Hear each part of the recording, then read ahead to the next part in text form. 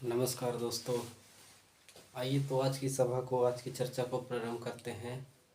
हमने कल जो देखा था उसी को आगे बढ़ाते हुए आज की सभा में जो हम चर्चा करेंगे वो कोबर की भूसनत्ती का सिद्धांत, यानी कोबर की जो भूसनत्ती से संबंधित जो थ्योरी थे उस थ्योरी को किस प्रकार वो इंटरप्रेट करते हैं, उन सभी को बारे में जानने का प्रयास करेंगे। इसके पहले हम 2 मिनट में समराइज करते हैं अपने पिछले कक्षा में जो चीज़ें जाने थे उसके बारे में। हमने आपको बताया था कि भूसनत्ती या अभिनति मीन्स जियोसिंक्लाइन क्या है।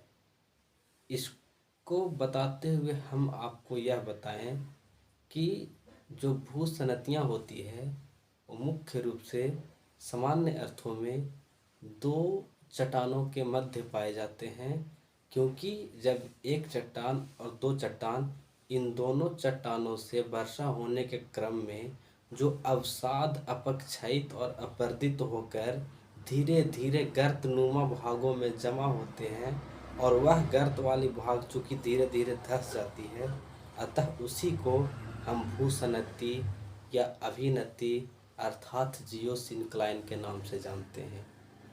इनकी विशेषता के रूप में आपको 3-4 बिंदु मैंने बताया था कि पहला बिंदु तो ये था ही कि यह दो चट्टानों के मध्य पाए जाते हैं। दूसरा बिंदु यह था कि भूगर्भिक हलचल के कारण इसके आकार में, विस्तार में अक्सर परिवर्तन होते रहते हैं। तीसरी जो विशेषता मैंने बताया था, आपको ये बताया था कि यह जल और उथले संकरे नुमा जलीय भागों में होते हैं। तो ये चीज़ें थी जो ऑल ओवर मैंने आपको पिछले सभा में, पिछले कक्षा में बताने का काम किया। आज जो हम लोग जानेंगे वो जानेंगे कोबर का भूसनत्ती का सिद्धांत।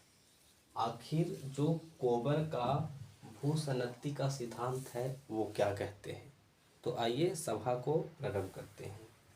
इस विषय में जो इस सिद्धांत के बारे में जो कोबर ने अपनी इस सिद्धांत का प्रथम जो प्रयोग किया था कोबर महोदय ने, वो अपनी पुस्तक डेर बाउ डेर एरडे, ये पुस्तक का नाम है उनका, डेर बाउ डेर एरडे, अर्थात जहाँ एरडे का जो सामान्य अर्थ होता है वो अर्थ पृथ्वी से है, अर्थ से है। इसके बारे में संक्षिप्त और सारगर्भिक तरीकों से लिखने का काम किया कोबर महोदय ने। इसके आगे देखते हैं तो कोबर के अनुसार पृथ्वी के जो संरचना है वो 3 परतों से हुई है। कोबर एक ज्योग्राफर है। इनके अनुसार पृथ्वी की जो संरचना है वो 3 परतों से हुई है, सियाल, सीमा और नीफे। इस कड़ी में आप देखिएगा तो कोबर ने बताया कि पृथ्वी जब गर्म गैस की गोला थी तो वो धीरे धीरे ठंडा हुआ।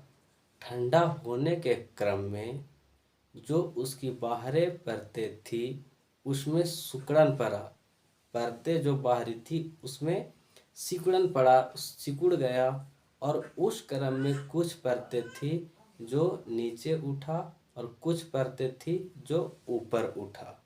तो इस चीज़ को मैंने आपको बताया, फिर इस क्रम में पृथ्वी का निर्माण हो गया।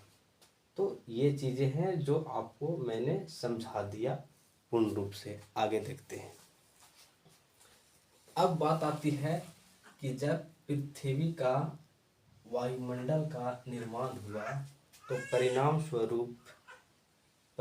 स्वरूप वर्षा प्राप्त हुआ पृथ्वी को। जब वर्षा प्राप्त हुई और इस क्रम में वर्षा के जलीय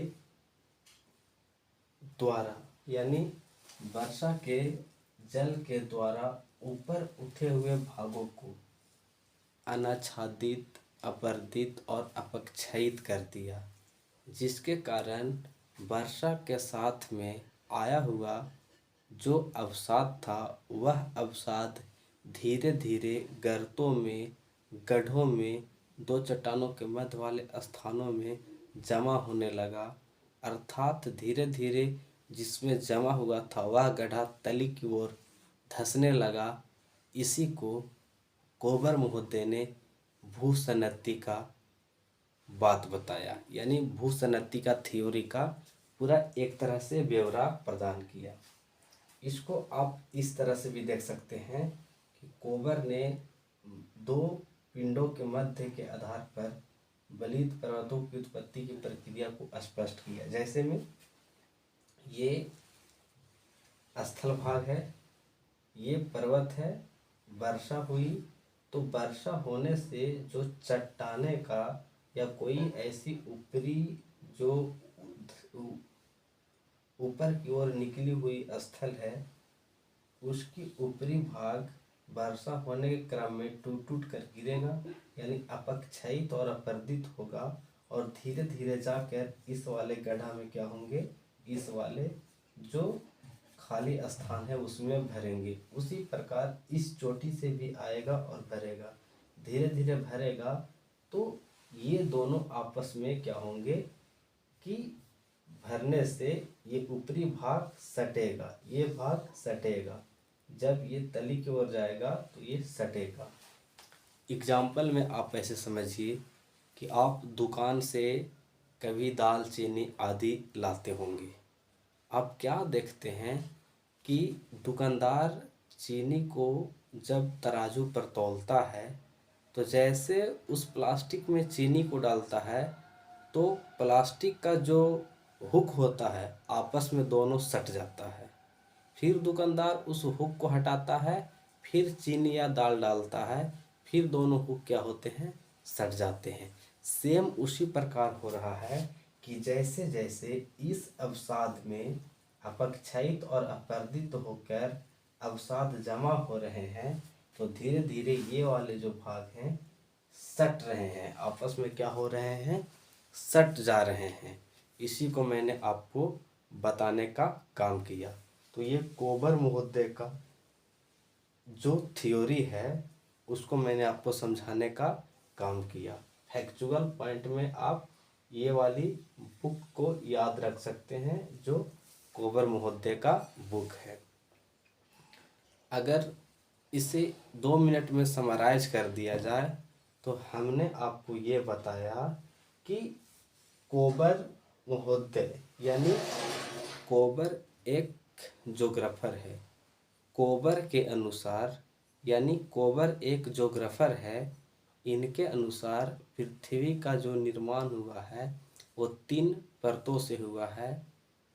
पहला सियाल, दूसरा सीमा, तीसरा नीफे। आगे बढ़ते हुए कोबर कहते हैं कि जब पृथ्वी गर्म गैस की गोला थी तो धीरे धीरे ठंडा हुआ। ठंडा होने के क्रम में उसकी जो बाहरी परत थी उसमें सिकुड़न पड़ने लगा और सिकुड़न पड़ने के कारण कुछ भाग ऊपर उठे और कुछ भाग नीचे धंसे।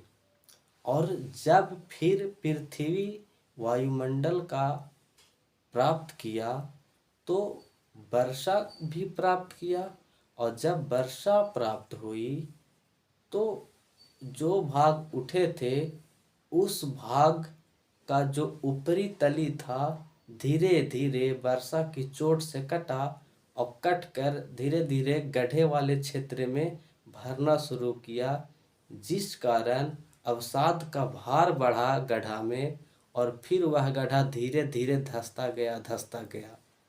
इसी को कोबर महोदय ने क्या कहा, भूसन्नति कहा। एग्जाम्पल में आप ऐसे समझ सकते हैं कि आप दाल चीनी लाने गए होंगे, दुकानदार तराजू पर रख कर प्लास्टिक में दाल डालता है।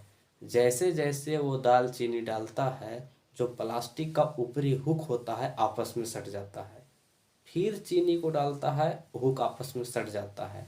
सेम हुआ है यही पृथ्वी पर। जैसे जैसे इसमें अवसाद भरेगा ये वाले भाग आपस में सटेंगे।